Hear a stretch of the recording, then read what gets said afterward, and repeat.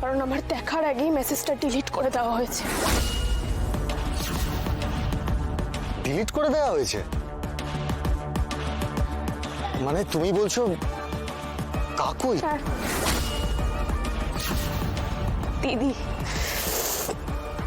কিন্তু দিদি কাজটা সরাসরি করেনি, করিয়েছে। কাকে দিয়ে করিয়েছে? সায়কদাকে দিয়ে। আশি, তুমি এত শিওর কি করে হচ্ছ? কাল মনে আছে স্যার, আমি ঠামির ঘর থেকে উঠে ফোন আনতে গেছিলাম। ওহো, ফোনটা তো ঘরে ফেলে এসেছি, আমি নিয়ে আসছি। হ্যাঁ, মনে পড়েছে। তখন সায়কদা আমার ঘরে ছিল স্যার। আরে তুমি আমাকে আগে বলোনি কেন কথাটা? তখন তো সন্দেহজনক কিছু দেখিনি না, তাই আর বলিনি আলাদা করে। কিন্তু এখন আমি বুঝতে পারছি। তুমি কি ভাবছো আমি চোরটার নাকি? চোর ভাবছো তুমি? চোর ভাবছো? হ্যাঁ, ব্যাপারটা ঠাকুর ঘরে কে আমি তো কলা খাইনি এরকম হয়ে গেল না? আমি নিশ্চিত স্যার, সায়কদাই আমার ফোন থেকে মেসেজটা ডিলিট করেছে যাতে আমি জানতে না পারি আমাকে কোন গানটা গাইতে হবে, আর আমি স্ট্রেট কাট বাদ পড়ে যাব।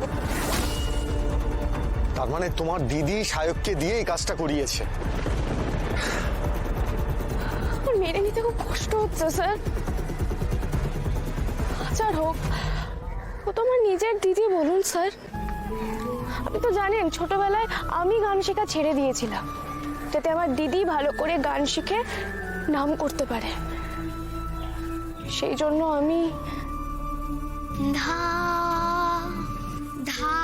হচ্ছে না কাকুই, হচ্ছে না। 7 দিন ধরে একটা ধা লাগাতে পারছো না?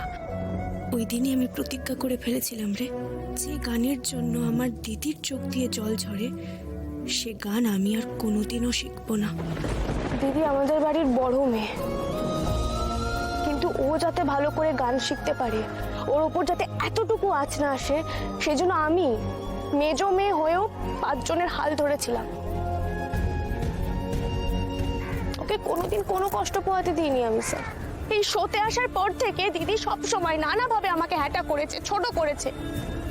সেই অবধিও ঠিক ছিল, কিন্তু আমাকে মঞ্চে হারাতে না পেরে আমার পিঠে এইভাবে ছুরি মারলো, এভাবে ফাঁসিয়ে দিল আমাকে। ও তো জানে আমি কেন এসেছি এখানে গান করতে, নিজে নাম কেনার জন্য তো নয়, এই চ্যাটার্জি পরিবারের হাল ফেরানোর জন্য, আপনার পাশে দাঁড়ানোর জন্য এসেছি আমি। বুঝলো না এটা।